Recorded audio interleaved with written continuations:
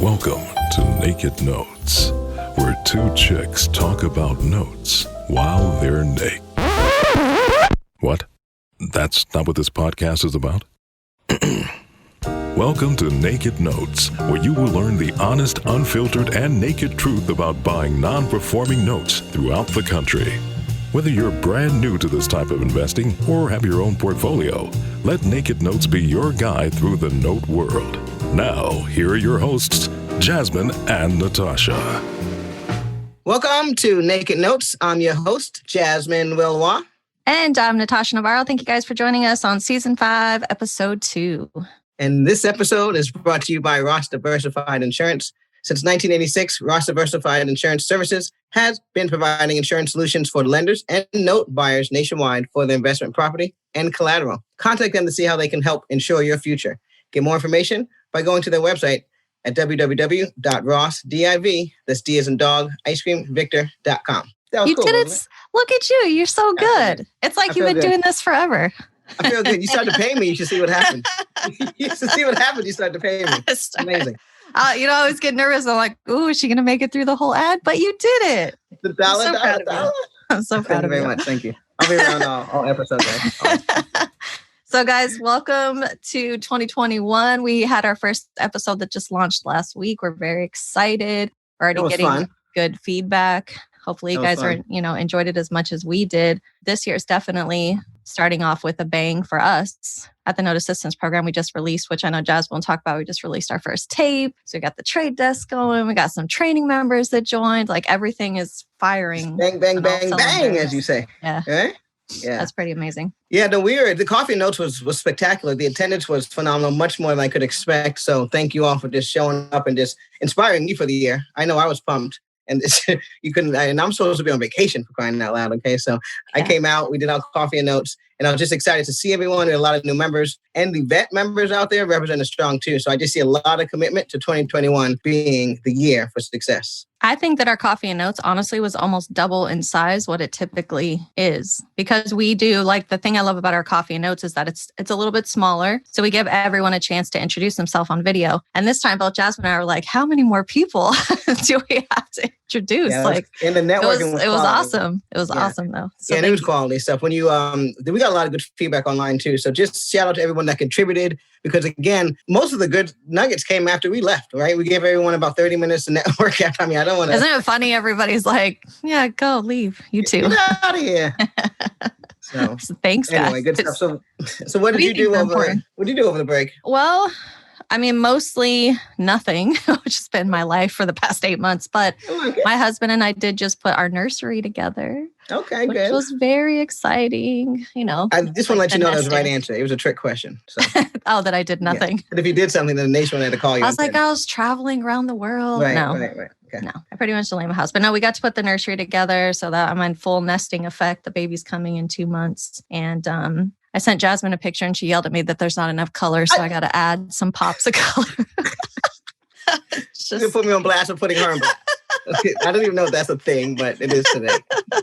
Listen, I like neutral colors. Okay. Like my whole house is like gray and white. And she's like, please tell me you're going to put some color in there. So I did. I went and bought some pops of yellow, a little yellow pillow and yellow. All I said was I'm going to anonymously send gifts that just rainbow just color. Just every color in the rainbow. And I'm just going to put it in the baby's room. But no, that was exciting to see. And I just, I definitely am happy for you on that, because I remember nesting and it was just, we did the whole thing when we bought the crib that was supposed to last until he was 18. And we're in bed number 2 now. So, I just remember it being a fun time.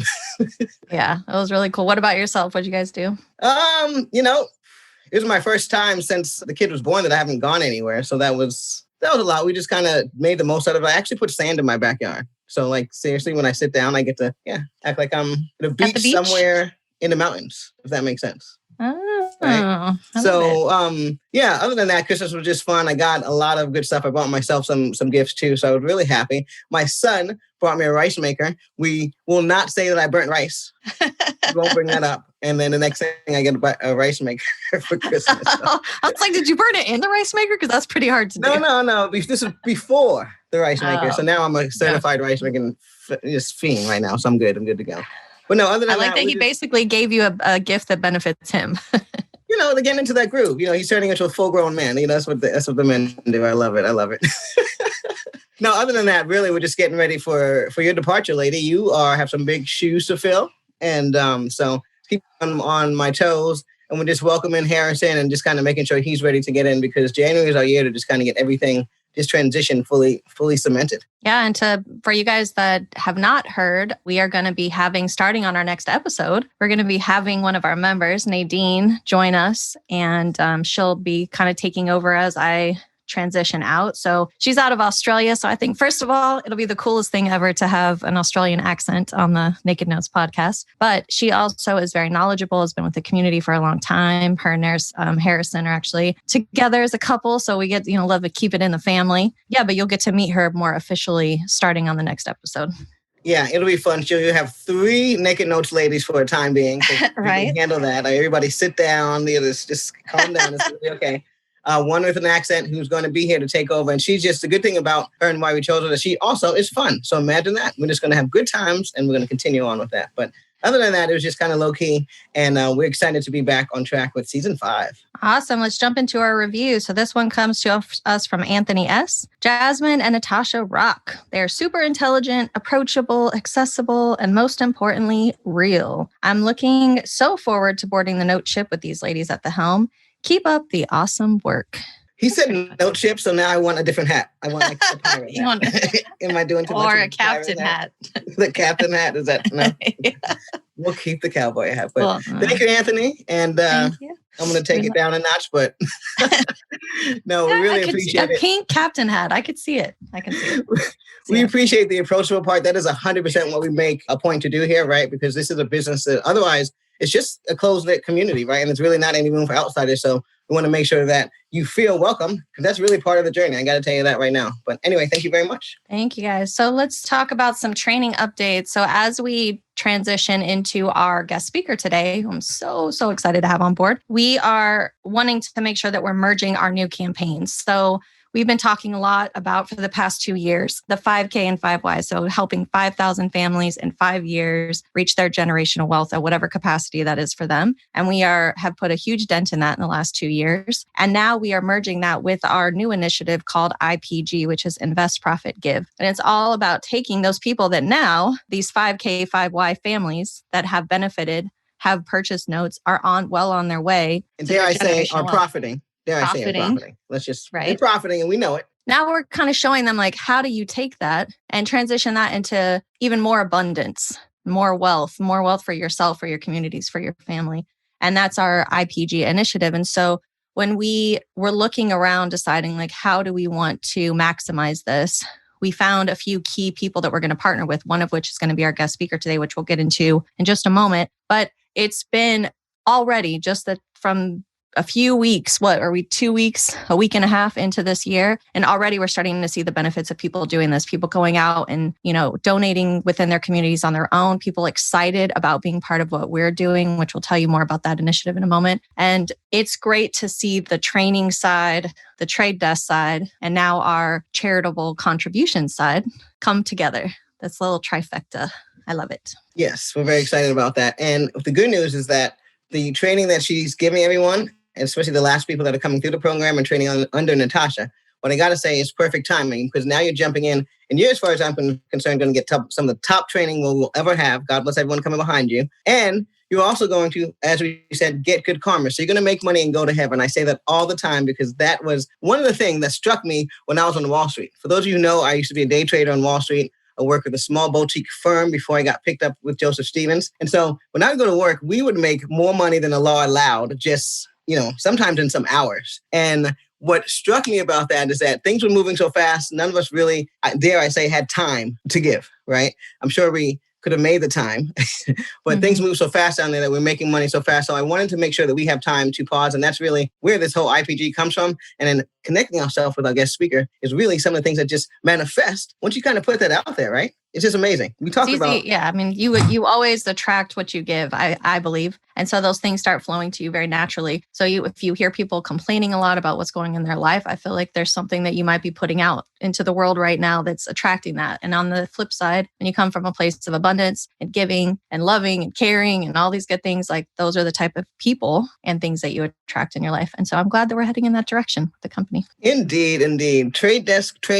So what's going on with the trade desk? Like she said, we just released the first of many tapes in January. I have a feeling we're going to have at least 2 more revisions coming out. This first tape was a small tape. It was AON, which stands for all or none, for those of you guys who are on board with that. And so we have to take it down. But the good news is that I think it was a little less than 500,000 total UPB. It's very doable. Yeah. And we looked at it, I think it comprised about 6 to 8 assets all over nationwide, Indiana, Illinois, just a lot of good places.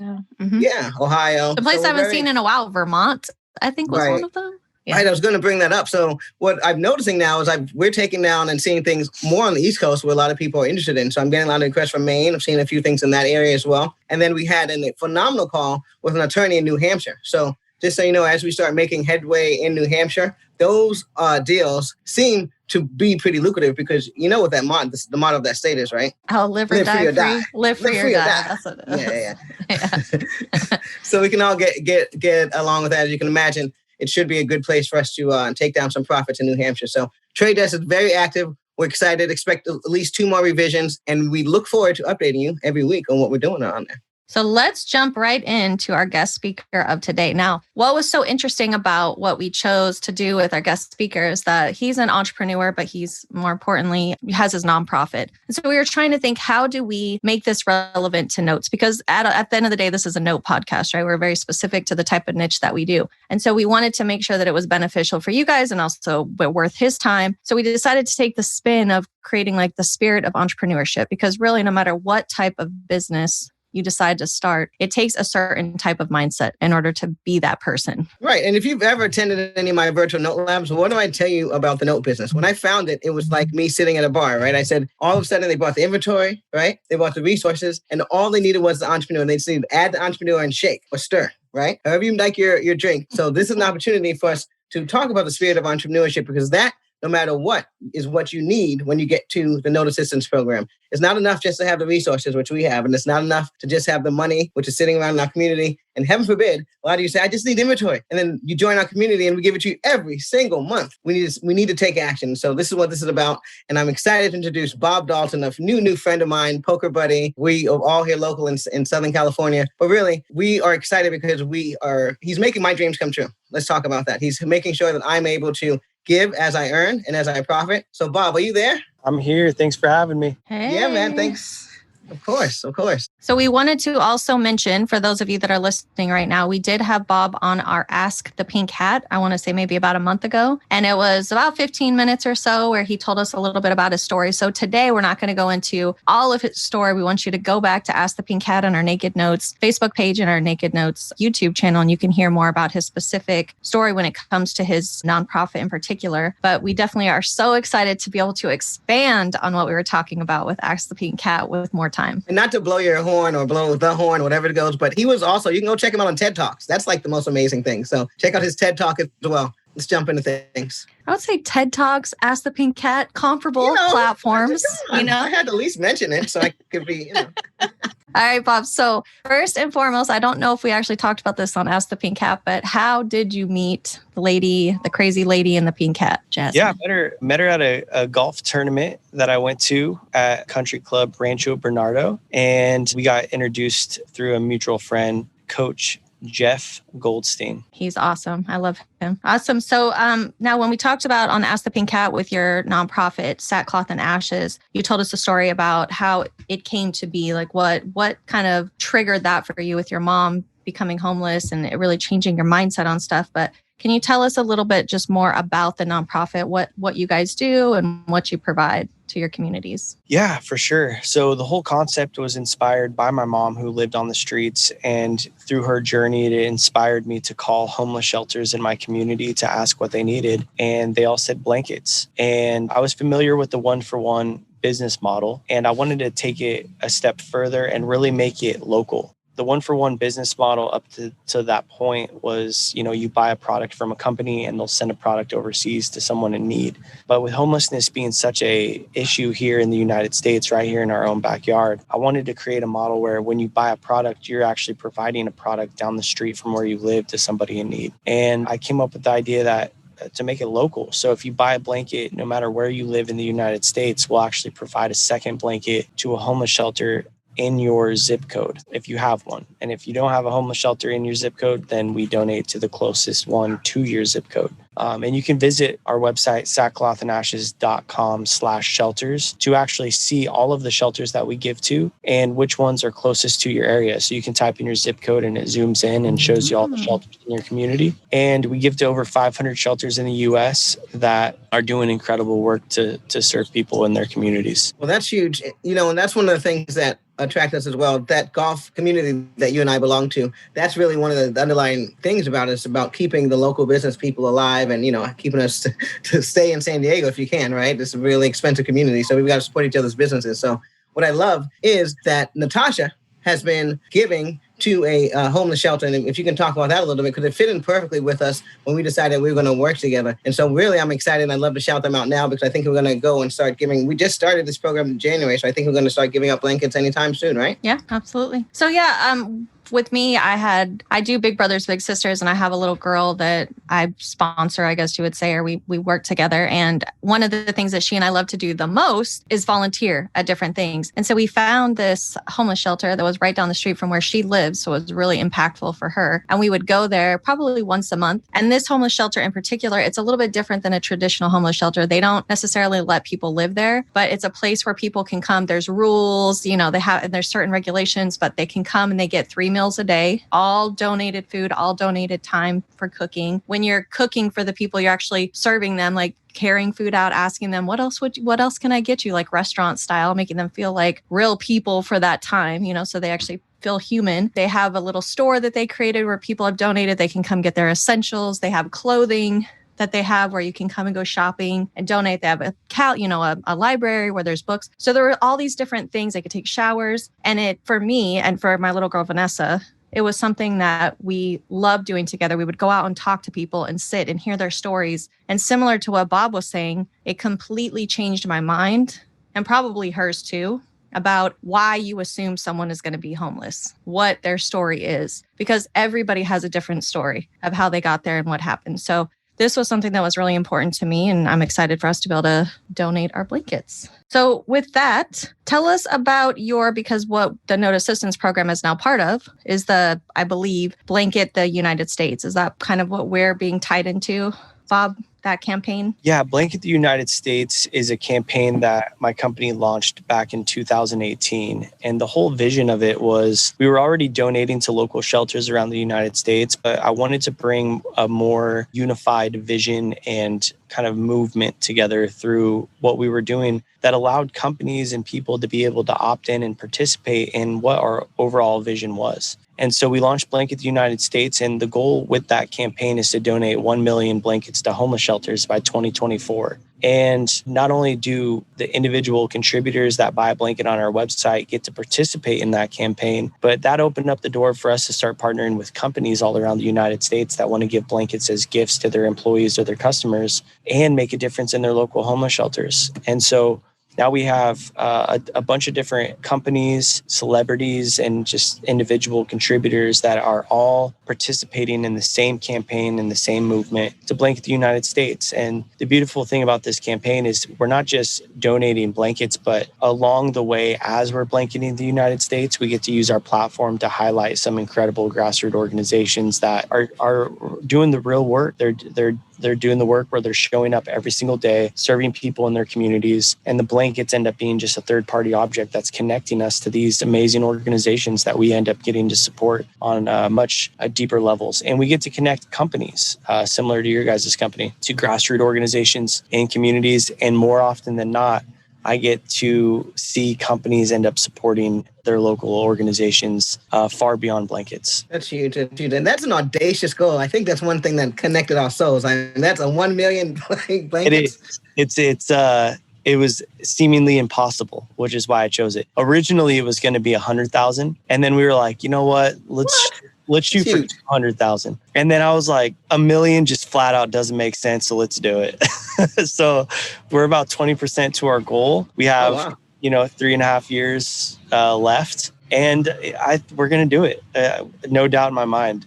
We're at the scaling and the pace and looking more realistic, huh? So many people, it's becoming more realistic just because of the network and the people that are stepping up to support. It's been so amazing I was just telling somebody yesterday that so much bigger than any sort of financial problems or anything. I have such confidence in the amount of people that are supportive of Sackcloth and supportive of me. And that's what makes me feel unstoppable in this vision, is the amount of people that really believe in that if anything happened at any time, I can lean into a community of people that want to see this happen as much as I do. And that's what my confidence is really lying in. You got that buy-in. Sound like you have your own Nap Nation there, a little blanket nation.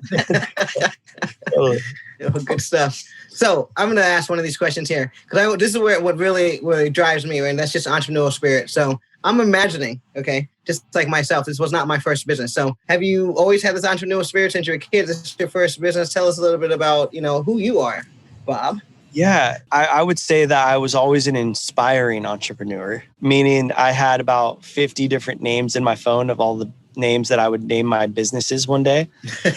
I love that. And I own over I think 300 GoDaddy domains. Wow. Right on. And so I would say I was an inspiring entrepreneur. And a lot of my training for entrepreneurship came from, I had a really impactful thing happen to me. I grew up without a dad. And so in high school, there was an organization, a nonprofit called Young Life. And Young Life is a group of leaders that go into the high school and build relationships with kids and just support kids. And they go to their sporting events, they work out with them. They're just a solid group of leaders and people. So for me, growing up without a father, to have a Young Life leader come into my life and be a mentor, and his name's Todd Tardy. He's the one who casted the vision for me of who I ended up wanting to become. And he got to show me, he gave me a front row seat at what it means to love his family well and serve his community and be a man of faith. And so he's the one that casted that vision for me. And Young Life had a massive transformation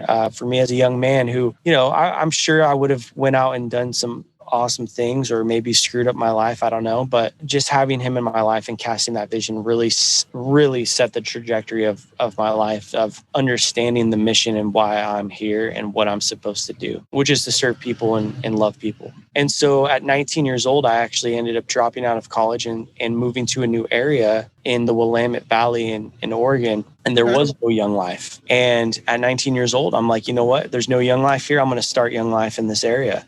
And that's where, many a nights I would be standing under the night sky, looking up and talking to God and saying, I have no idea what I'm doing, but I'm willing. And that's where I got to learn how to form a committee and build a team and call people on a mission bigger than themselves. And I got to be a part of building something from the ground up with seemingly no knowledge, no education, but just the willingness to step out and do something. And that's what, and it turned out, I ended up having a team of leaders of 20 leaders. We ended up being one of the biggest Young Life programs in the state. We ended up working with over hundreds of kids. I've saw so many different lives changed through that 5 years of doing that. And as a young man who got to step out and do something like that and experience something like that, it created a confidence with me by the time I was 24 and starting Sackcloth and Ashes with a sewing machine and a roll of fabric. Seemingly, I looked crazy and that it was an impossible task. But the truth is, I've been through that. I had been through that already. I had been through the nights where I was standing under the night sky with little to no resources and just simply a vision of what I wanted to accomplish. And I went out and did that. And so when I started Sackcloth, that wasn't my first experience of starting with nothing and going out and doing what I wanted to accomplish.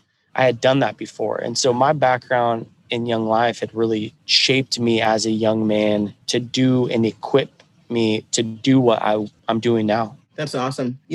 I got to tell you, it sounds like more so than an entrepreneur, which you obviously developed into a fine one. It seemed like you were more and born to be an influencer, right? And so that kind of took you on to helping other people and influencing them to do good and comes out in your work. Yeah, I feel like in my early years, in those particular years, I definitely, and even now, I mean, I don't like putting myself in a particular category or a box, but if there is a title that you would place on me, I'm way more of an activist than an entrepreneur. Right. I'm not a business guy. Right. I've learned business. Business is something that has been very helpful, and it's something that I've learned, but I'm not a businessman. I'm more of a activist who cares first about society and wants the good for people that have been overlooked. And business has been a great tool in helping empower me to be able to do that in some big ways. But yeah, I think I'm definitely more of a activist than I am a business person. I think you get cooler and cooler every time we talk to you. I'm always so impressed with you. It's pretty amazing. Well, since this is a notes in real estate podcast, we do at least have to ask the question, do you currently, or have you ever done any type of investing in real estate or notes or anything in particular? Like, are you using that as another way to kind of grow your wealth for yourself and your family for your eventual retirement? Hey, great question. I have owned a house before, and it was a really good investment. I was 22 years old and ended up buying a house for $140,000 in Oregon. Nice. Brand new 3-bedroom home. And then within 2 years, I sold it for a lot more. And so it was, as a young guy, it was a good investment. And then since then, I haven't purchased a home, mainly because I moved to Southern California. I was like, enough said. She knows the struggle. She's trying to find a house. I do desire to. I think from a business standpoint, definitely commercial real estate is a plan of ours. And I believe we're close. I think we're maybe 1 or 2 years from being able to start investing in real estate from a commercial standpoint. And we have there really only is one other competitor in the blanket realm for us. And it's a company called Pendleton Woolen Mills. Oh, yeah. And great company, very, very timeless product. They have been around for, I believe, 100 years. Yeah. And great standing. But my goal here in the next 5 years is I want to buy all of their mills. Why not? Next question. That was the next question. But go ahead. That kind of transitions into our next question. It's more of a bucket list, and I say this out of no disrespect to Pendleton, but I want to buy their mills and I want to start bringing more production to the United States. And I believe that based on watching their company and watching their trends, I do believe in the next 3 to 5 years they're going to be forced to move production over to China, and it's going to open up an opportunity for me to come in and buy their mills. And so from a real estate standpoint and from an investment standpoint, that's kind of what I'm looking at. Well, we were definitely about to ask you if you had a goal that pushes you for 2021 or scares you. And it sounds like that's large enough. Anything bigger than that, right? There's any room on the podcast for it, but that's huge. Yeah. That's more of a 5-year goal. But, in the next few years, what we're hoping to do, the word for this year for our company is infrastructure. We are creating a strong infrastructure for our brand that we can build on for the next 5 to 10 years. And I have no plan on selling the company. I have the goal of building the brand bigger than what Tom's and Warby Parker had become, which are the 2 large companies in the one-for-one world. And I'm in it for the long run. I think that making good strategic decisions and moves right now for our company is critical. And I want to create and be pillared and respected in the product world on a Patagonia and Nike level. We've worked hard to create a high quality brand with a high quality product that happens to help the homeless rather than use the homeless to build our brand. And that's really what I want to create that was strong in the game. Yeah. That was strong. Yeah. I like that. Well, not only that, I think that when you have a situation like when you look at all the different types of companies that are partnered up with you for the blanket the United States, even just something as small as our little company here, how we're exposing people that, including ourselves, that would have never otherwise known about your company, and upwards of, we're having like the Starbucks and the Subarus and all these different people that you're partnered up with that allow you to get mass exposure, not even just in the United States at this point, because even for us, we have people and clients that are global. that are in different countries. So creating a brand that's recognizable globally, I think that you're well on your way just by the nature of who you're partnering and aligning yourself with, so that it doesn't have to just be your voice that's out there screaming, from the mountaintops about your company. You've got all these other people doing it for you, which is brilliant. Yeah, 100%. I mean, for us, when it comes to marketing or anything like that, is I always tell the people that work for my company that our goal is not to sell our product. Our goal is to share the vision and the mission that we're on. And in doing that, what you're doing is you're valuing the relationships in your life. And when you value the relationships in your life and you bring value to the relationships in your life, then people are going to want to work with you. And so there's a little bit of a training that I have with my team that it's like our job is to bring value to the relationships in our life. And that's it. Our product will sell itself. Our vision and mission will sell itself. And people that want to work with us will work with us, and people that don't want to work with us, they won't work with us. And that's how it is, That's okay. And so it takes the pressure off of and keeps the focus on the main thing, which is what we're trying to accomplish with this campaign. Well, Jasmine and I, sorry, go ahead, Jess. Okay. I was just going to say what I learned, and one of my takeaways, I always like to do takeaways, so I take away from my experiences. So this experience, what I took away were two things. One is that as an entrepreneur, whether you're using it as a tool or to get you to where you're going, or if you're actually a businessman, one thing that you need to know is that it's very important that you grow properly. You grow with the right tools and the right things in mind. So I'm loving that you're taking the moment this year to focus on infrastructure. Again, a lot of companies, one thing we pride ourselves on every year is slowing down and then, rebuilding processes or strengthening those things. And so I want everyone who's listening to this, who's considering starting a business of their own, whether it's notes or otherwise, to know how important it is to look at those processes and the infrastructure. And the second thing that I took from this is just the humanity. And that's something that not every business has. And it's an option. It comes with the leader of that company, right? And so that's two things I think that we have in common with the NAP Nation and what you're building there. And so we cannot be happier and more excited about joining with your Blanket Nation, if you will, to go ahead and move forward and continue to do wonderful things in 2021 and beyond. So thank you so much, man. Yeah, absolutely. That's what I started to say was Jasmine and I, after we got off the recording with you for Ask the Pink Cat, that was my first introduction to you. And I told her, I said, how when you meet someone and you can tell that they're genuinely passionate about what they're doing, there's no fluff. It's not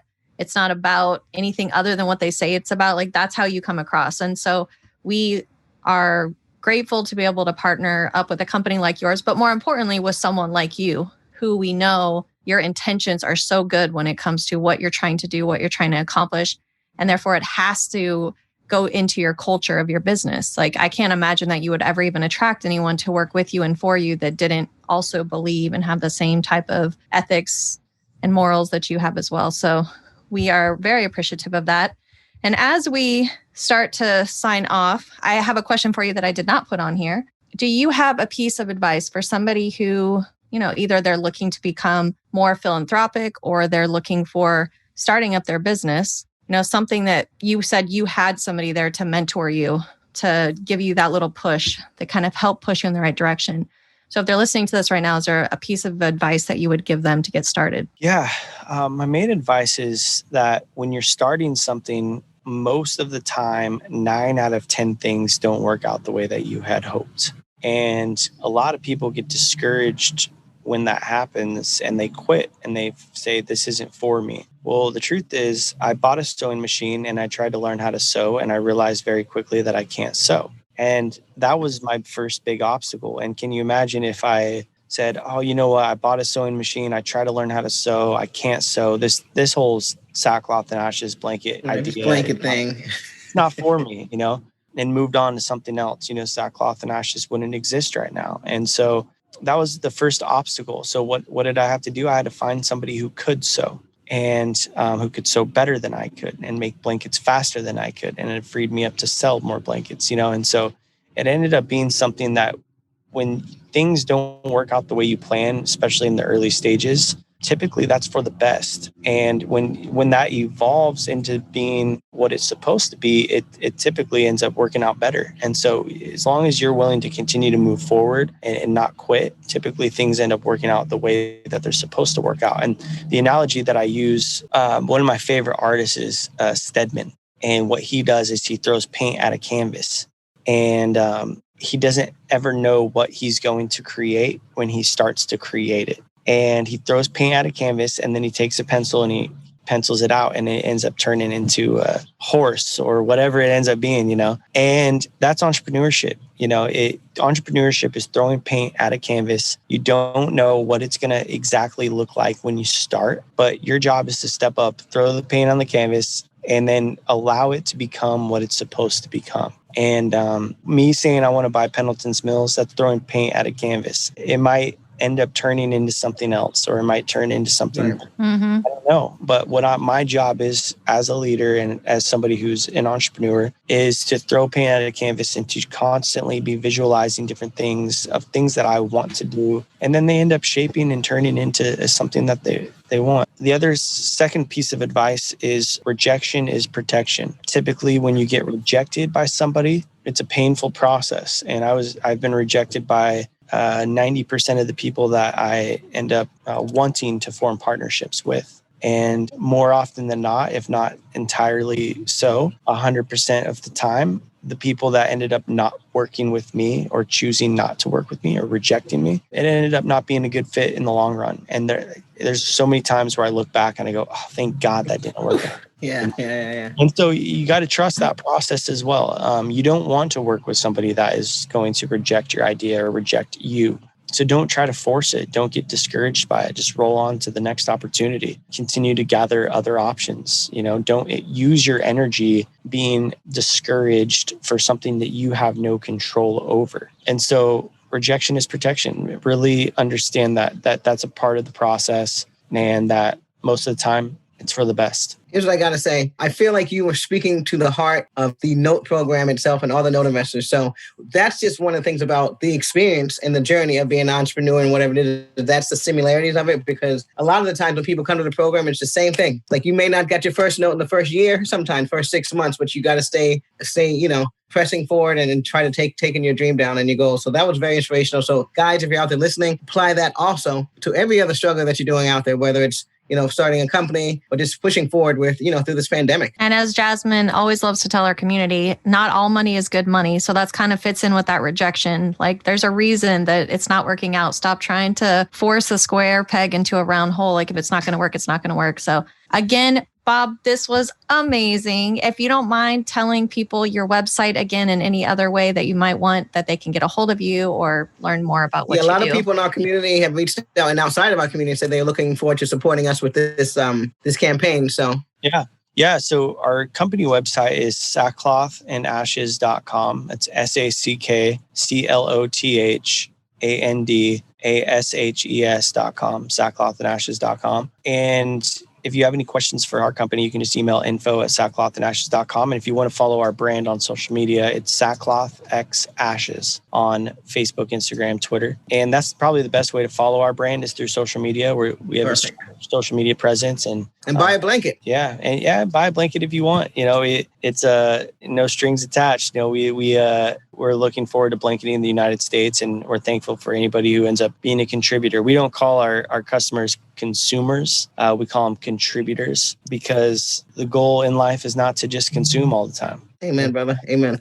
And especially now as we move and navigate through a pandemic, we need more people stepping up and being contributors and making a difference in their local communities. So shout out and thankful for anybody who's out there that is doing that, because if we have 1 million people taking action and doing something small for people in their local community, we're going to move the needle. It's that whole concept that one person can make a difference. I love it. There it is. All right. Oh, this was better than I could have expected. Thank you so much, Bob. We really, really appreciate having you. Thank you for just taking the time out of your day to even do this for us. When you talk about how one person can make a difference, the fact that the reason that your company and your initiative has done so well is that you also do really spend your energy and time with the people who you feel are, helping out, who have the same type of mindset that you do, that want to push the needle forward. So we are so grateful that you would share your time and energy with our community, and we hope to see you soon. Yes, my pleasure, and thank you guys for partnering with us. Of course. See you soon. So that was phenomenal. Here's what, guys, let me give you a little secret. Those blankets are really, really warm. Okay. I've actually, I have a few at the house, and sometimes when I go to watch the sunrise as I love to do, it's get cold. I mean, I know I'm in Southern California, but it gets cold. Okay. So I wrap myself in a blanket and I sit outside and it does the job. So definitely a great cause. Really, really awesome blankets. Great designs. Can I encourage you one last time to do what? Check out our sponsor, Ross Diversified, and then go to Sackcloth and Ashes. And if you're not trading with us, you can still go ahead and buy a blanket. They are relatively inexpensive, especially for all the bang you're getting. All right, guys, so let's jump into some of our events. We've mentioned it a few times. We have our Ask the Pink Hat, which I believe is going to be starting back up this week or next week. And that's streams live on our Facebook page for Naked Notes. It also streams live on our YouTube channel. It's like 15 minutes of fame we get out there. We get on there for about 15 minutes. We summarize we have people like Bob who pop in. You never know. We have some guest speakers just to have fun. It's our Fun Fridays because, guys, normally you would see us on the road and we just pop in and at least get to, have a good hug or something. So this is our virtual hug on Friday. So be square or be, what's it? Be there, be square. Something like square. Close enough. No, I'm done. So the next thing we have for our events is January 21st. We will have our Lunch and Learn, which is open to anyone. That will be held via Zoom at 12 p.m. Pacific Standard Time. It's an amazing opportunity to learn more about notes, see some live inventory, network, and hear one of our member stories. Open to the public. So bring your behind, baby. And as we have been announcing on all of our platforms, and we announced last week on our first episode, we have our first virtual mortgage note lab of 2021.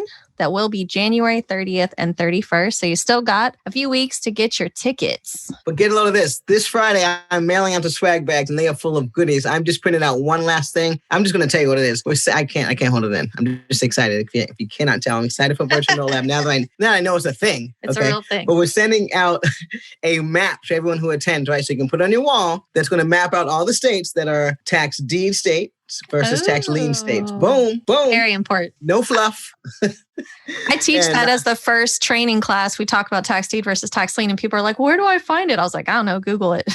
So now we got it. Now we can give it to them. You can put it right next to your computer. And so when you get those, let us know how much you appreciate us. Appreciate those items and maybe even send us pictures with them. But you will find that information on our Facebook page. So let's talk about how they can find us. Yes. So for the virtual mortgage note lab, make sure that you hit us up. You can go to our website at noteassistanceprogram.com. You can go to Eventbrite, and you can also reach out to our amazing assistant, Latrice Nervous, at invest@noteassistanceprogram.com to get your tickets for the event. As always, please subscribe to us on iTunes. Make sure to write us a review. And if you write us a review, guys, screenshot that review and send it to us. We might have a little gift for you. We got make presents. Sure to go to our iTunes or to our Facebook page and write us a review. You want to like our Facebook page, like our new and subscribe to our new YouTube channel. Share this with your friends and please stay calm and safe. All right, guys, rock on. Talk to you soon. Thank you for joining Naked Notes. Jasmine and Natosha are not attorneys, and this podcast is intended for educational purposes only. For more information about how to work with the Note Assistance Program, please go to www.noteassistanceprogram.com to get details of the programs they offer to help you get started in notes. You can also find them on Facebook at Note Assistance Program.